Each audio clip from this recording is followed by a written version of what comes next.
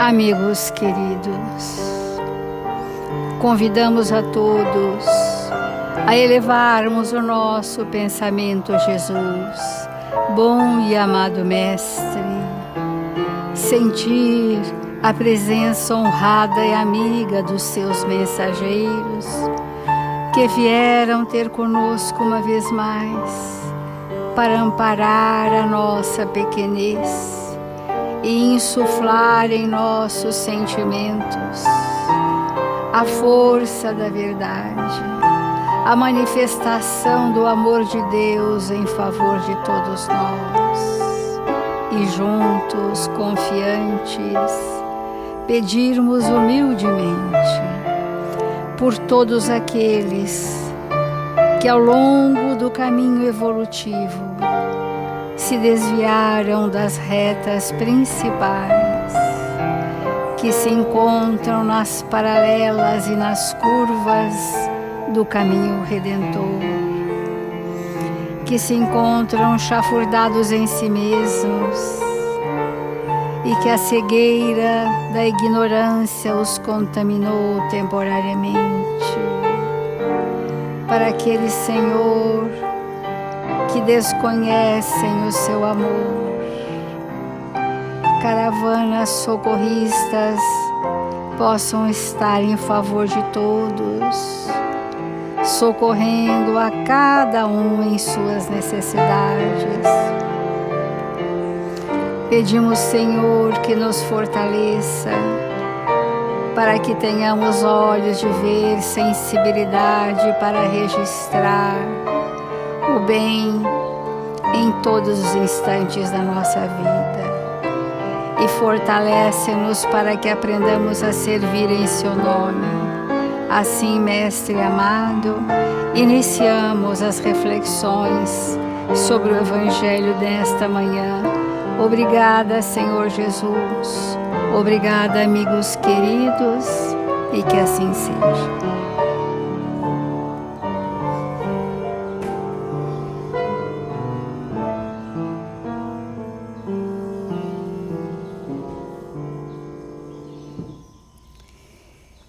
Do capítulo Não se pode servir a Deus e a Mamon, nós estamos refletindo sobre os talentos da parábola que recebemos para serem multiplicados por nós, para que ao multiplicar os talentos recebidos que não são nossos, possam ser devolvidos ao Senhor. Esse simbolismo significa devolvidos em benesses ao nosso próximo. Essa é a devolução da multiplicação do talento. Não nos pertence ainda, porque não é uma aquisição nossa, mas vem como uma oportunidade. À medida em que se torna uma aquisição e que se incorpora em nosso ser espiritual, nós transferimos esses benefícios a todos que cruzarem o nosso caminho. Essa é a devolução. O que fizemos do talento que nos foi confiado, e estaremos servindo o próximo com esse talento, porque o próximo é o nosso caminho para Deus. Esse trecho da parábola vai fazer referência àquele que recebeu só um talento e mesmo assim não o multiplicou, por inexperiência, né? E por falsos conceitos de que, por exemplo, Senhor, sei que sois um homem duro. Eu o temia. Então, esses conceitos de que o outro é difícil, de que o outro é um homem duro e que, portanto, por temor eu o escondi. Como temos falado ontem, já falamos sobre isso, esta é a situação interna do servidor. Ele é que é temeroso, né? Ele é que quer colher onde não plantou, ele quer ser beneficiado por algo que nunca fez.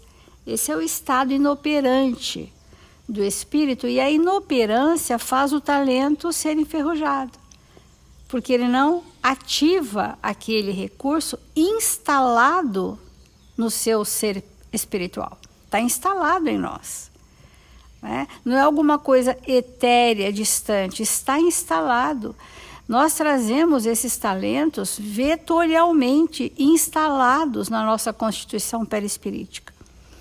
E muitas vezes eles ficam obstruídos, eles ficam totalmente apagados, eles ficam enterrados em nós mesmos, que estamos na Terra, né? Então, estes de nós que temos escondido por insegurança, seja por inexperiência, ou seja pela inoperância, que o Evangelho chama de negligência, esses de nós arcaremos com consequências sobre a responsabilidade que temos sobre as atribuições que recebemos. Então, os talentos, quando não multiplicados, eles se revertem em provas na próxima existência. Por quê? Porque é um ajuste com a lei. Eu tive a oportunidade, não usei, e isso vai ter um agravante. E um dos talentos que já começamos a falar, que são muito importantes na vida do espírito, é o talento da mediunidade. Quantos médiuns que faliram na mediunidade, no mundo espiritual chegam enlouquecidos, dementados, sem nem saber por quê, porque tinham a oportunidade de fazer da mediunidade um instrumento da caridade, porque essa é a finalidade útil de qualquer mediunidade, que ela seja um instrumento da caridade para servir a Deus, através do próximo. Existem muitos recursos para servir a Deus através do próximo, e a mediunidade, como ela é inerente a todos em diferentes graus, nem sempre a mediunidade muito ostensiva, ela garante êxito, porque tendo o campo mental muito aberto e não tendo ainda uma estrutura moral que nos garanta o equilíbrio, nós ficamos muito vulneráveis, suscetíveis às intempéries espirituais.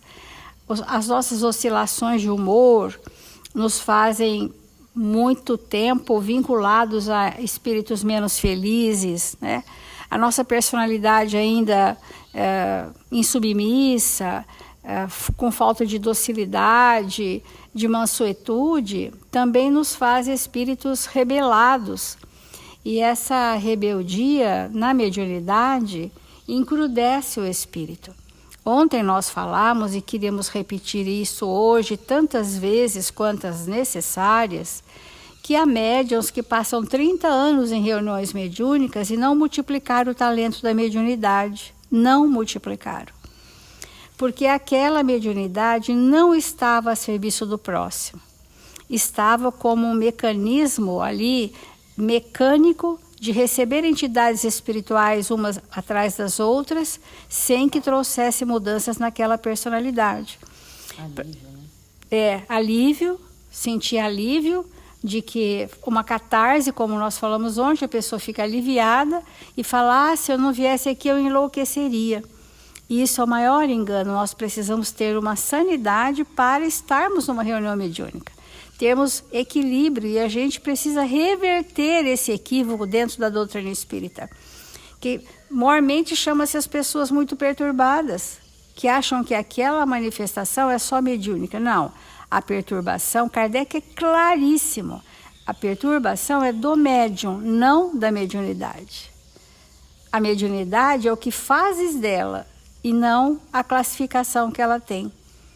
Isso é lúcido de Kardec para a gente entender que para participarmos de uma reunião mediúnica precisamos ter bom equilíbrio, razoável sintonia, e estarmos fazendo um processo de mudanças profundas na nossa personalidade, para que essa mediunidade esteja mesmo a serviço da caridade e não apenas uma liberação de sensações difíceis.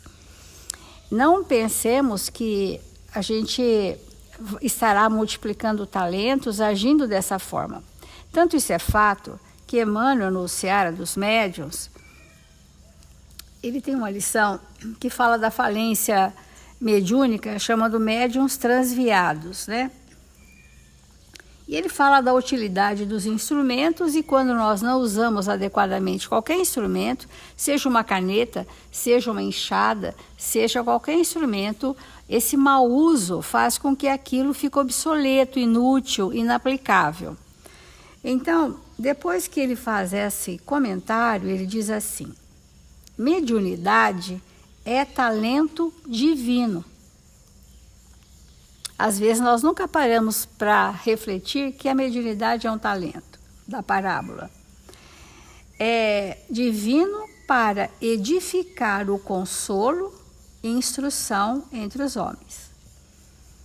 Levar a luz da verdade, levar a palavra que acalma, que esclarece, levar o amparo através do passe e toda a possibilidade da benevolência para com o próximo, né?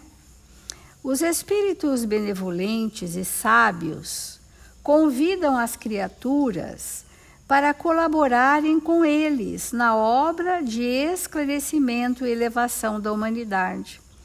Então, o médium também vem com esses compromissos, essas oportunidades do esclarecimento, da elevação da humanidade, de levar a luz da verdade, de consolar os tristes, os caídos, socorrer energeticamente através do passe.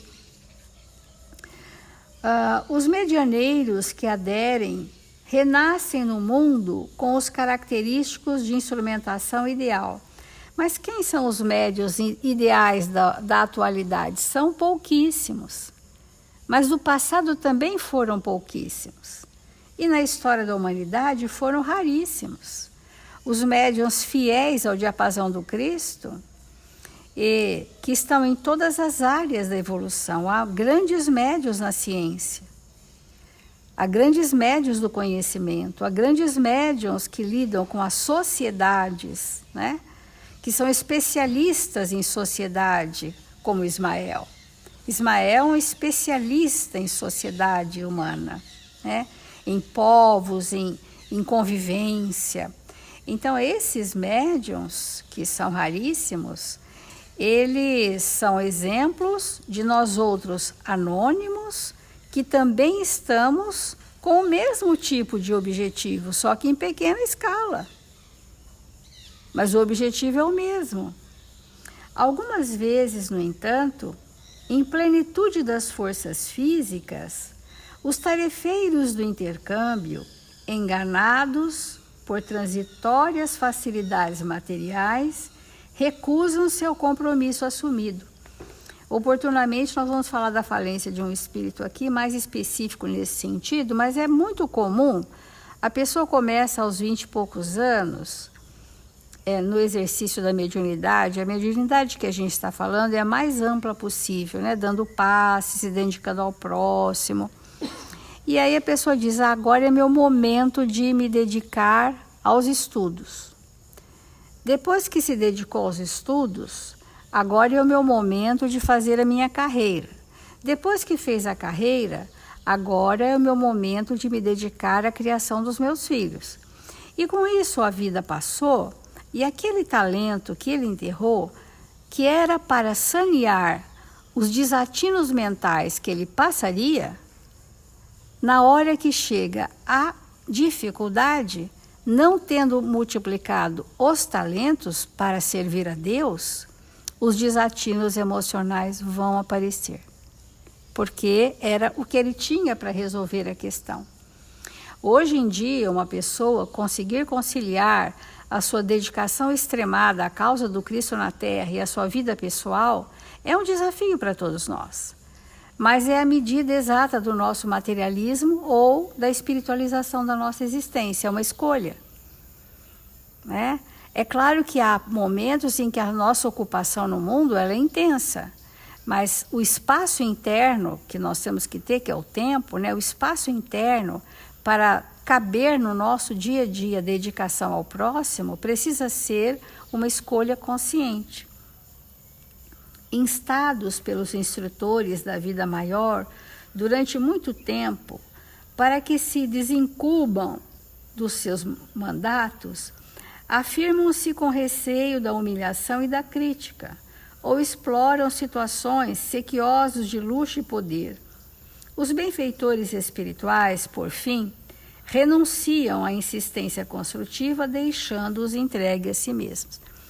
A falência do talento da mediunidade está quando os espíritos que se compromissaram conosco a nos guiar nessa existência, na questão do trabalho do espírito e da espiritualização, eles insistem.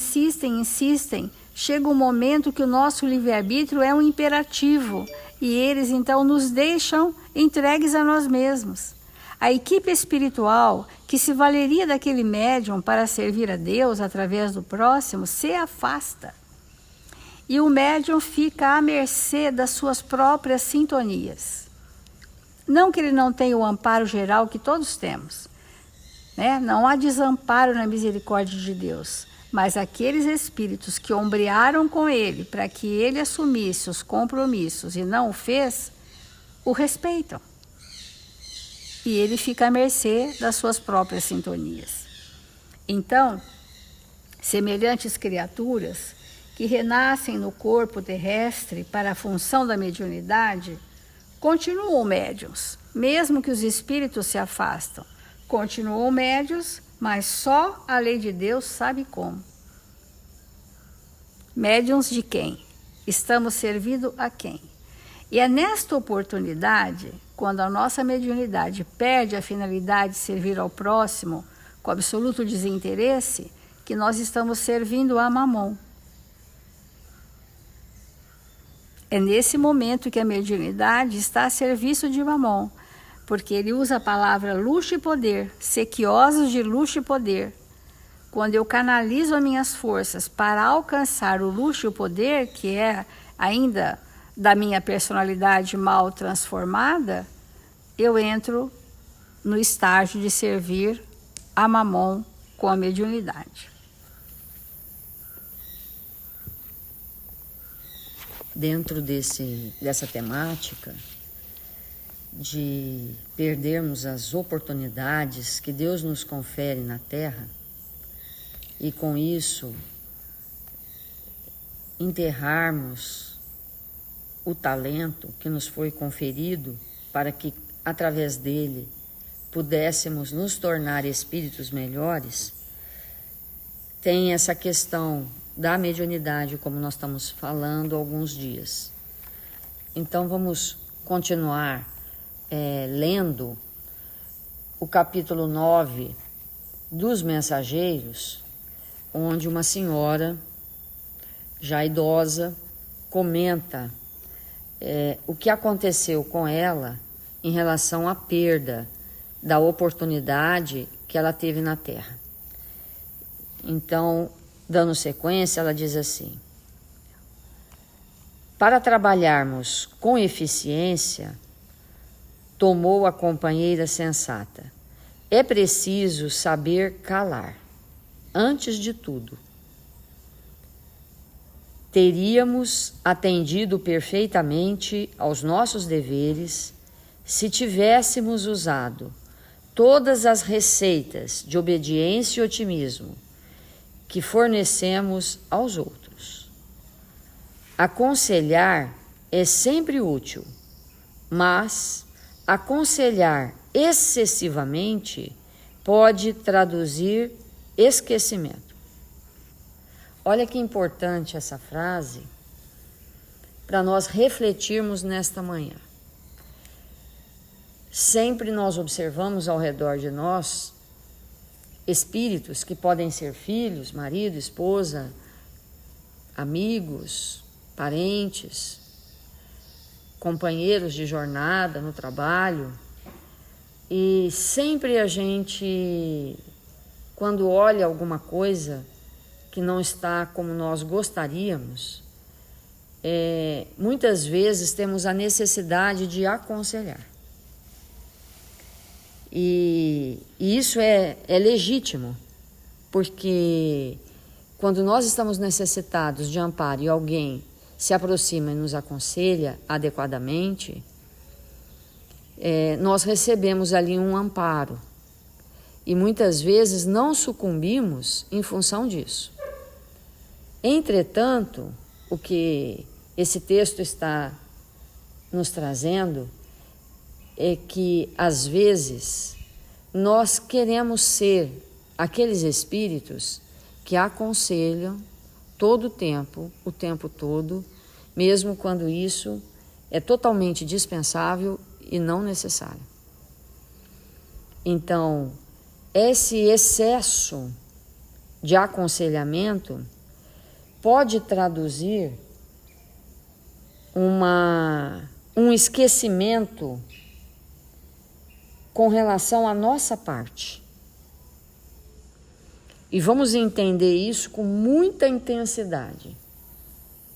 Às vezes, numa determinada situação, cabe a nossa parte. E não fazendo a nossa parte, nós nos colocamos numa posição de eterno aconselhamento. Mas por que você não faz isso? Por que você não faz aquilo? E assim sucessivamente, nos esquecendo muitas vezes que aquilo que nós estamos indicando, que parece a primeira instância, que é para o outro realizar, é a nossa parte que nos cabe naquela situação. Então, é muito importante nós refletirmos, olharmos para nós mesmos, se nós somos aqueles espíritos sempre pronto a aconselhar. Porque muitas vezes no aconselhamento é a justificativa que nós temos para não realizar aquilo que nos cabe. Mas por que você não faz assim?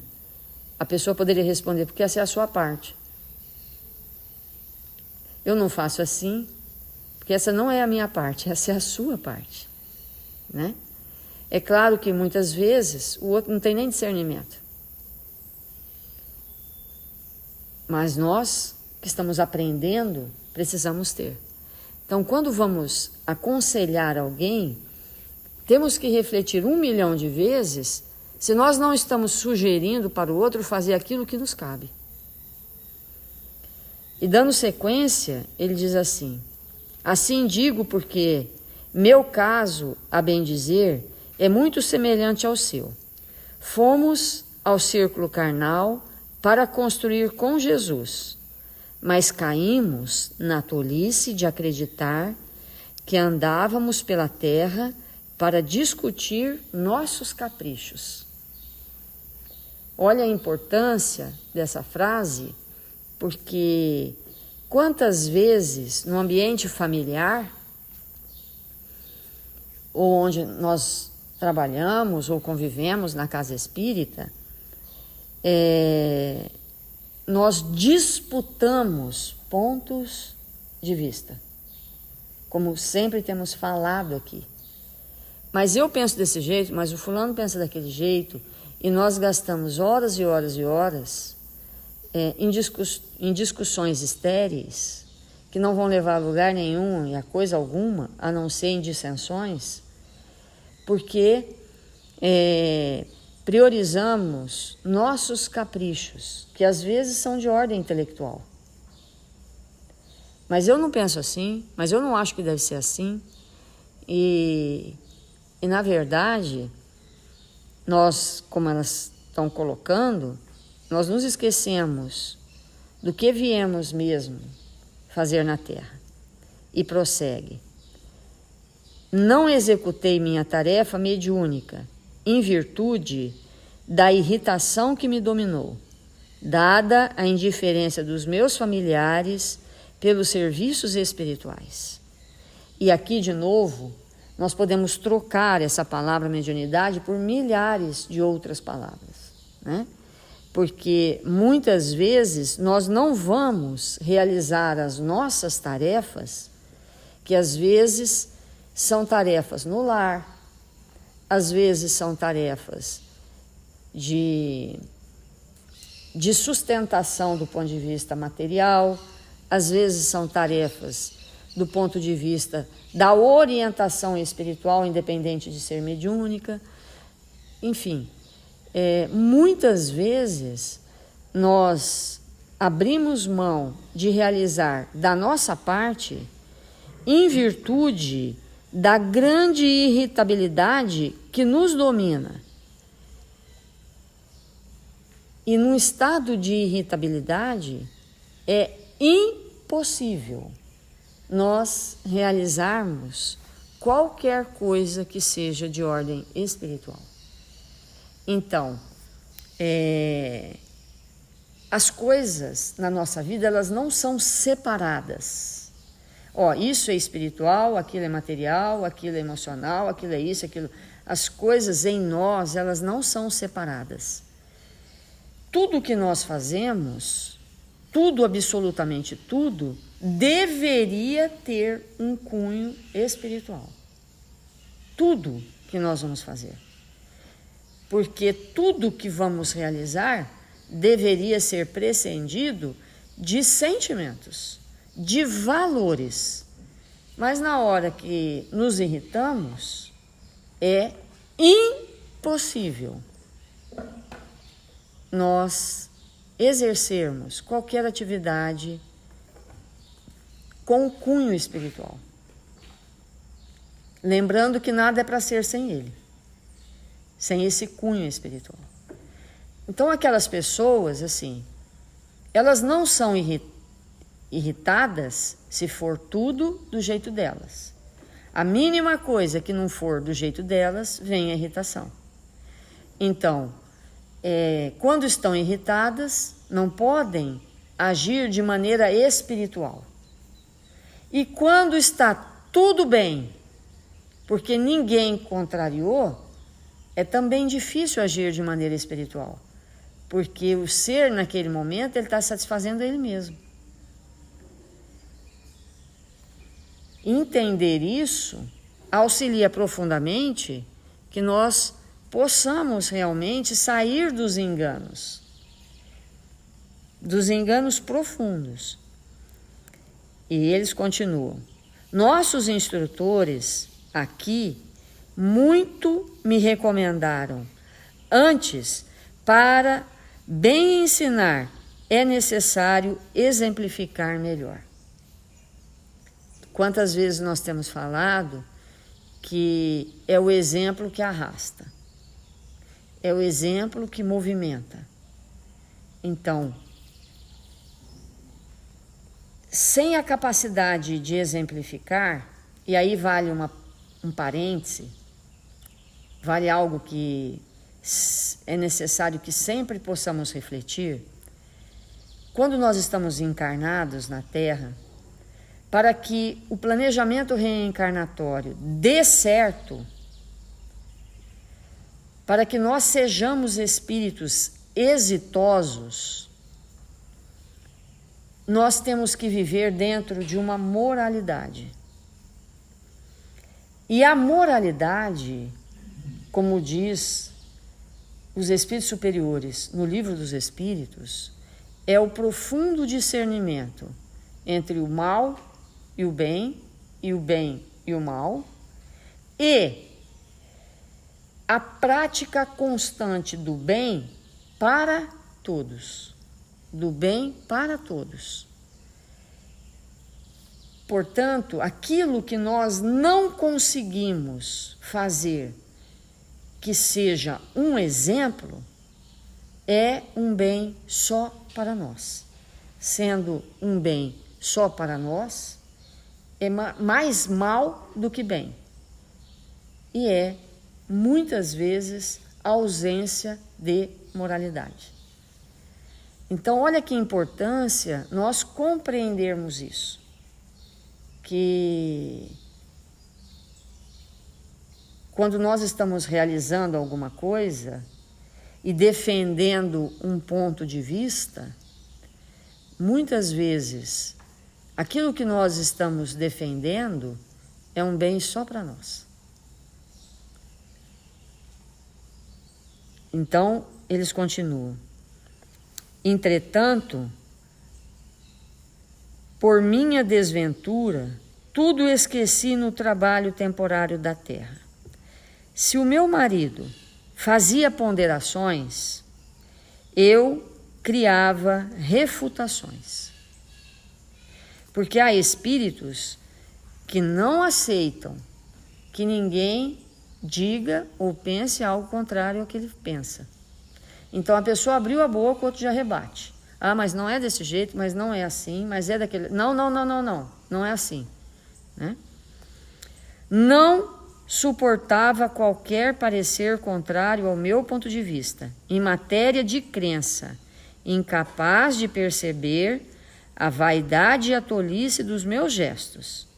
Das inflexões nasceu minha perda última, na qual agravei de muito as responsabilidades. Quase mensalmente, Joaquim e eu nos empenhávamos em discussões e não trocávamos apenas os insultos contundentes, mas também os fluidos venenosos. Olha que importante isso.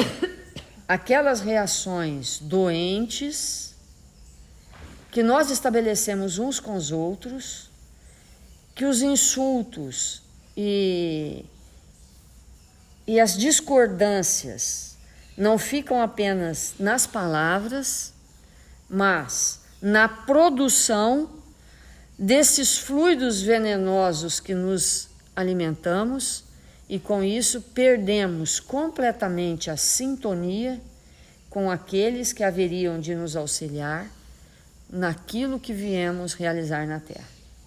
E sem o auxílio deles, nada faríamos, como não fazemos. Segregados por nossa mente rebelde e enfermiça. Então, a mente rebelde e enfermiça segrega fluidos venenosos, dos quais nós alimentamos e nos viciamos. Porque depois de certo tempo, nós não conseguimos mais conviver com ninguém se não for na base do desrespeito, porque se torna um vício. São aquelas pessoas que todo o tempo todo, de alguma maneira, desrespeitam o próximo. Com o que pensam, com o que falam, como agem e assim sucessivamente. Entre os conflitos e suas consequências, passei o tempo inutilizada para qualquer trabalho de elevação espiritual. Olha a importância disso. Qualquer trabalho de elevação espiritual, sendo ou não médium na casa espírita, praticando ou não a mediunidade, como a Célia falou. Porque o exercício da mediunidade, seja intuitiva, seja ostensiva, sobre qualquer aspecto ou denominação, não significa nada se nós não tivermos o equilíbrio íntimo, que é conquistado com a humildade, com a tolerância, com a não imposição do que pensamos.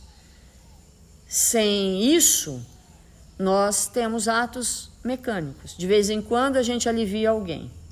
De vez em quando alguém se utiliza da nossa mediunidade. Mas sem ter efetivamente um ganho espiritual. Então, nós devemos perguntar, em nossa intimidade, enquanto estamos aqui na Terra, o que temos feito da nossa mediunidade para a humanidade. De novo, nós vamos falar que a humanidade não é a totalidade das pessoas que vivem na Terra, mas é daquele próximo mais próximo, porque ele também é humanidade. Aquele grupo pequeno que eu frequento, que eu participo, que eu atuo, também é humanidade. E muitas vezes nós esquecemos disso. E nós ficamos pensando que humanidade é então a soma de todos os encarnados e desencarnados que estão na Terra. E com isso a gente vai aprendendo que permanecermos vinculados aos nossos amigos espirituais através desse equilíbrio vai nos auxiliar ao aproveitamento dos talentos. Vamos fazer a prece.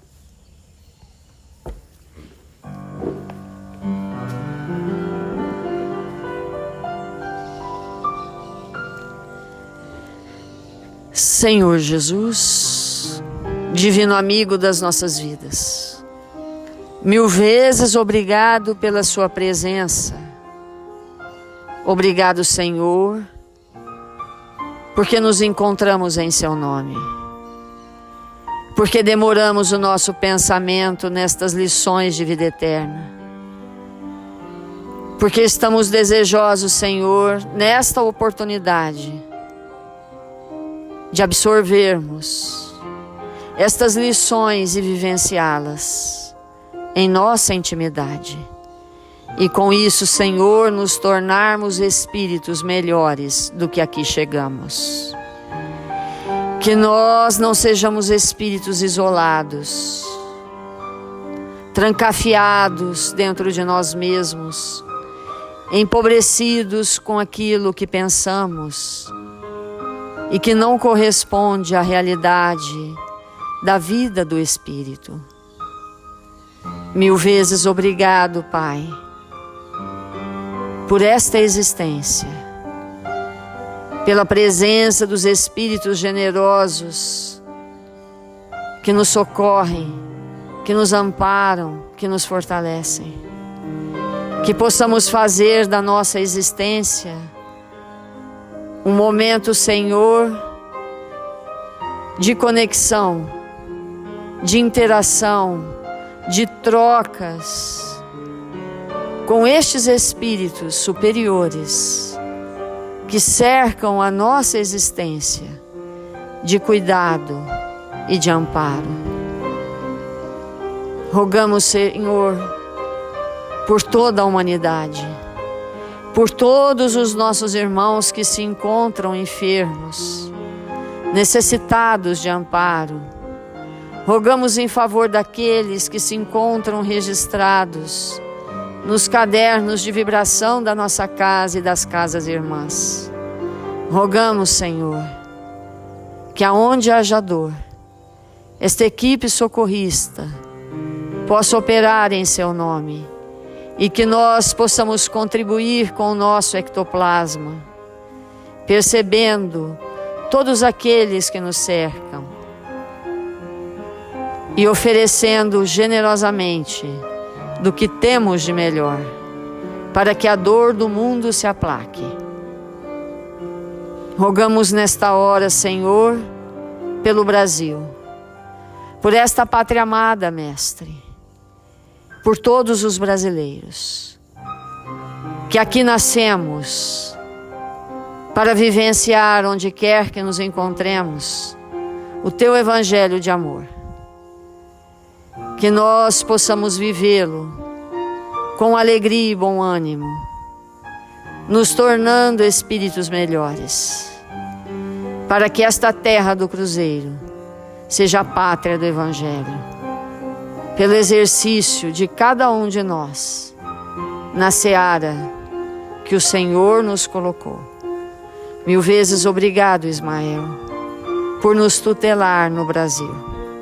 Que o Senhor nos abençoe e nos fortaleça, agora e sempre.